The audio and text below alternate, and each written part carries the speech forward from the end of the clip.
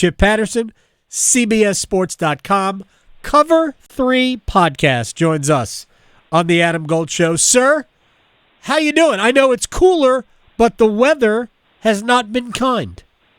No, I mean it's a deluge. It's a good thing that the Cover 3 audience has a good representation of the great state of North Carolina, and so at least there was some understanding, because apparently I was seeing and hearing everything clearly, but I sounded like a robot, and it broke my heart because we were talking about the ACC. We were doing our ACC win totals, and Mother Nature didn't want me to be able to expound on my thoughts about UNC and NC State and Pitt and SMU and Syracuse and Stanford and Virginia Tech and Wake. But you know what? We soldiered on as best as we could because you got to find a way, some way, somehow. So I'm happy to be here with you. You say it was a deluge. I say it's a gully washer. All right, I do want to do some expectations. And when I saw that you did part 1 of the ACC yesterday, because we have 411 teams in the league, you can't do it all in one Cover 3 podcast. When I was looking at State, Carolina, and Duke's schedule, I came up with the same record for all 3 teams. I came up with 8-4 for all 3 teams. To me, they're all manageable schedules. I personally think Duke's the best of the 3 teams, but we could be sitting here at the end of the season and saying the same about North Carolina or NC State. So let's start with the Tarheels. What's your expectation for what they will do? My expectation is 8-4. That would be over the win total of 7.5. Right. I think that they've got maybe the most favorable draw among the conference draw in the entire ACC. If you were doing scheduled difficulty 1 through 17 and only looking at the conference draw, then even if you do non-conference, because they avoid Notre Dame as well. Right. So Clemson comes to Chapel Hill, and you get a bye week before and a bye week after. So, at times we've seen teams in the ACC, you get beat up by Clemson, and then the physicality takes such a toll that the next week it costs you a little bit, and that is about everything that you would want to draw up for year 1 of Bill Belichick, because they do not have a significant advantage against the rest of the ACC teams on their schedule, but they are also not going to be outclassed by anybody on their schedule from a talent perspective, except for Clemson. So that's when you have to understand that when you're trying to flip a coin, you're not going to get all heads every single time that you want heads. When you're playing roulette, you're not going to get all the blacks or reds every single time you bet blacks or reds. And so in the wash, if they split their coin flip games as I see it, they come out 8-4. Now, which of those 4 I've got them losing to Clemson. Which of those 3 are the coin flip wins? Which of those 3 are the coin flip losses? Very difficult for me to be able to tell. But I think that in terms of the team that will take the field, will be better defensively than they were under Mac Brown and Larry Fedora, which of course is nowhere to go but up. Not hard. And offensively, I'll tell you, here's what I've come around on.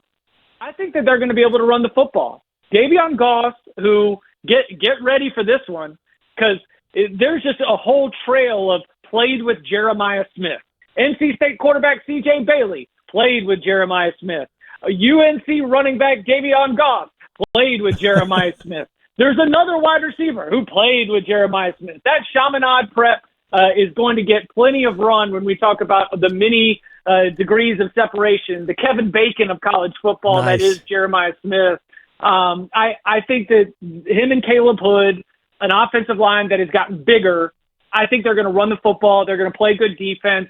I think that games are going to look a little bit like NFL games, where it's going to be entering the fourth quarter, 7 to 10 point games, maybe a little bit lower scoring. And that's where you hope that coaching staff is going to be able to give them an advantage to take it over the top, or Gio Lopez really emerges as a dynamic playmaker. So North Carolina stylistically will look very different, but the win-loss record will look eerily similar to what they had before. And like I talked about this yesterday, I know Bill is doing Bill things. like saying, well, we're not really sure. It's an open competition.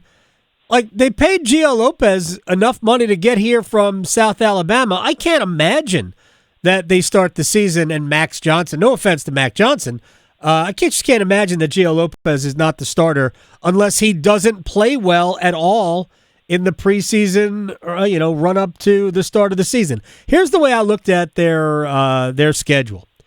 I say, all right, home against TCU, at Central Florida, the two non-conference games that I'll just put in a losable category. I think they can split those. Probably, I don't think they'll go 0-2. In some ways, I'll be surprised if they go 2-0 based on what I think I know about their talent. But 1-1 there. I have them losing to Clemson, losing at Syracuse, and then beating Duke, losing to NC State on the road. Maybe they flip it. I don't know. But to me, that adds up to 8-4. Does that make any sense? Oh, 100%. Because, we started this looking at Duke, NC State, and North Carolina.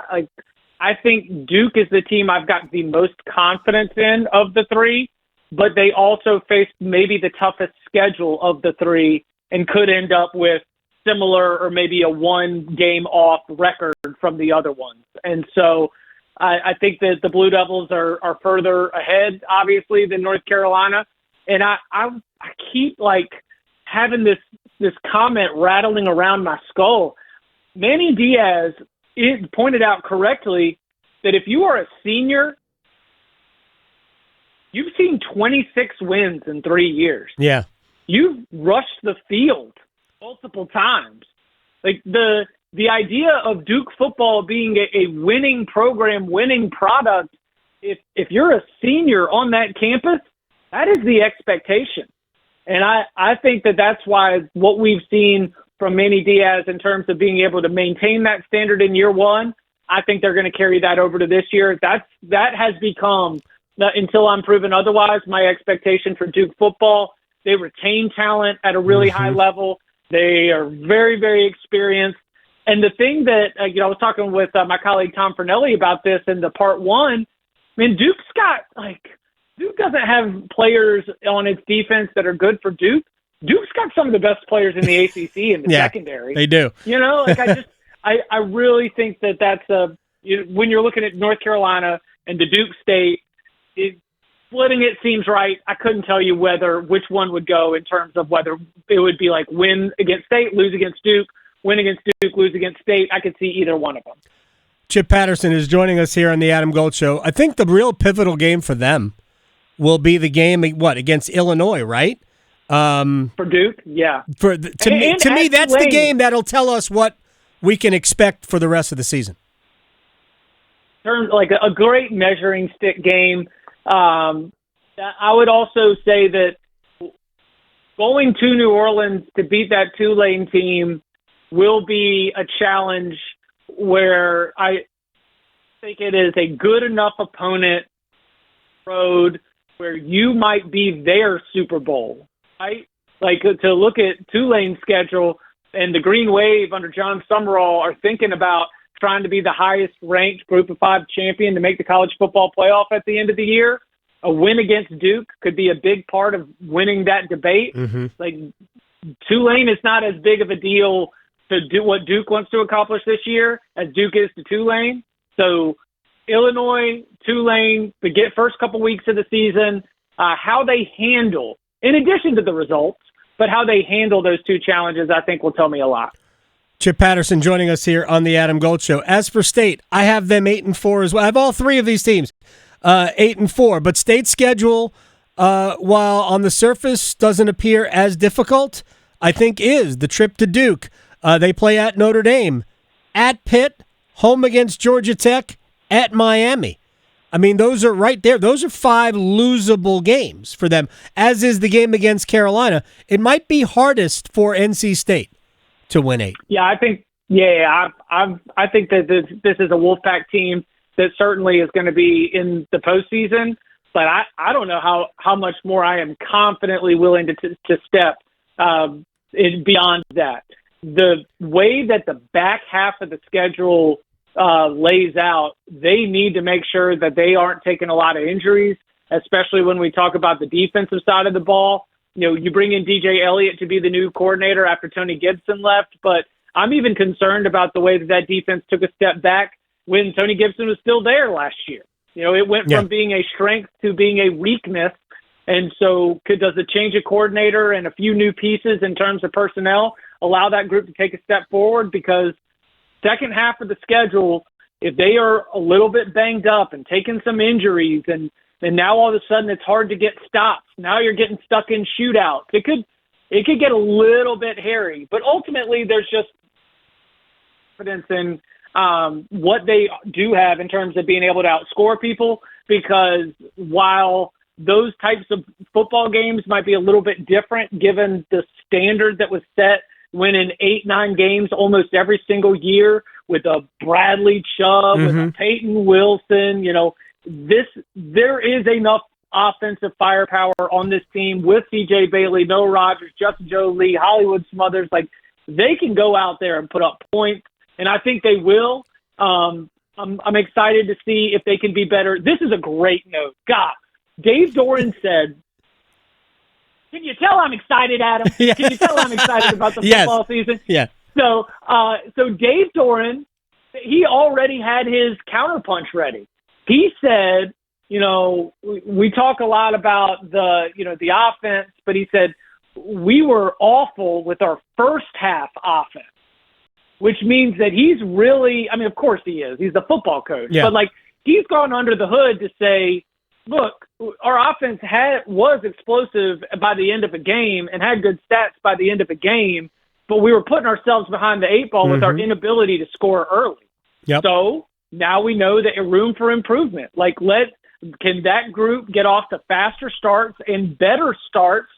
And I think that could be a big piece of this, because then you don't need necessarily to be scoring a bunch of points in the fourth quarter to kick down a back door. You can really try to control a football game by holding a lead and scoring early. Makes life easier on your defense. Complimentary football, yada, yada, hit the bingo board. But I think that the Wolfpack at least have the weapons to do that. Yeah, I forget who I was having this conversation with yesterday. College football stopped being about how great your defense was, I don't know how many years ago. It's about how many points you score. I mean, it's really what it is. There are very few teams that win based on their defense.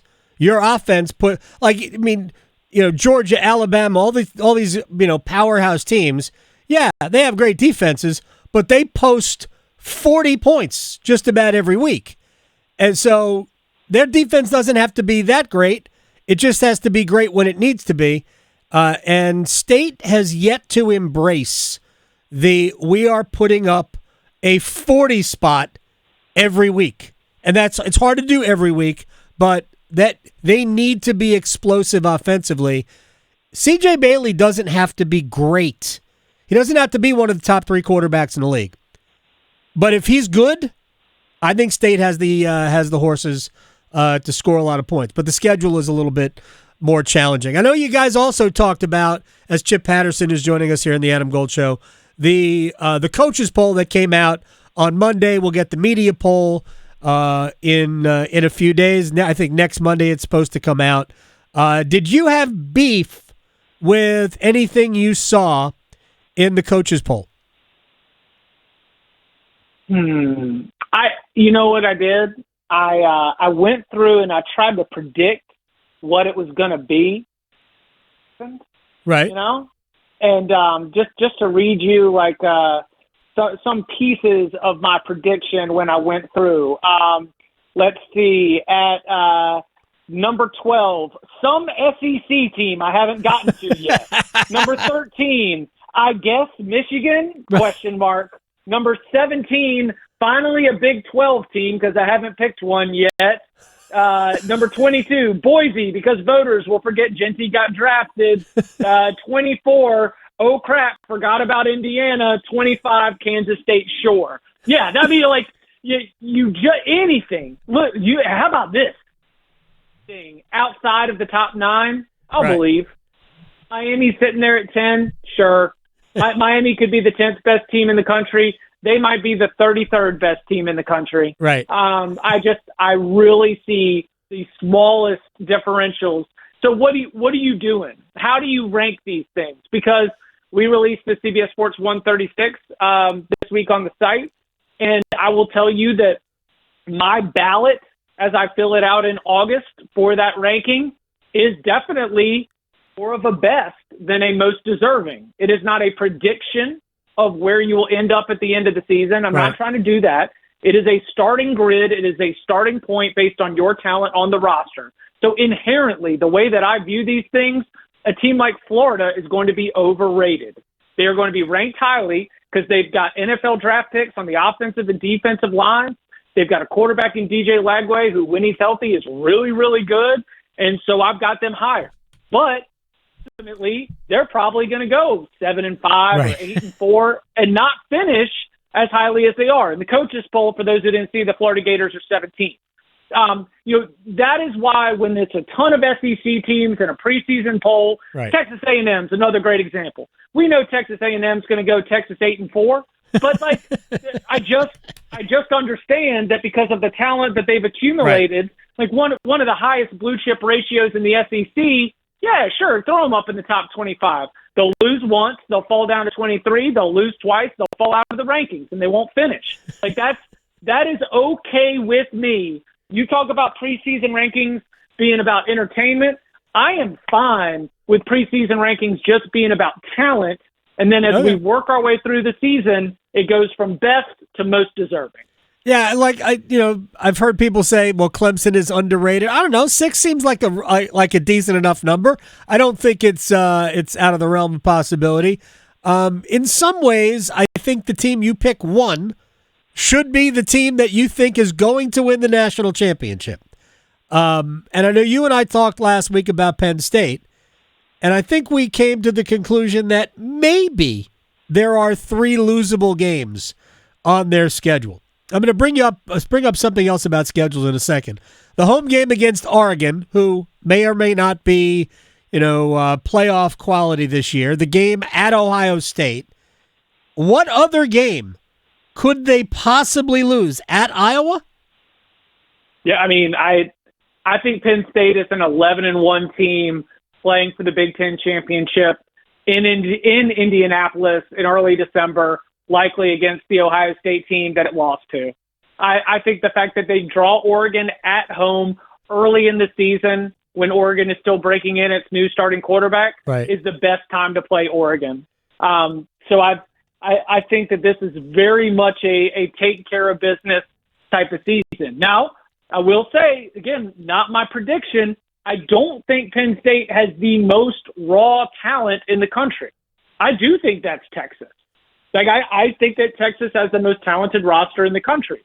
But it is about not just the winnable and losable games in a 12-game sample set, but also what you think they can do in the college football playoff. That's where the experience and the maturity of that Penn State team is why I've got the Nittany Lions as my national champion.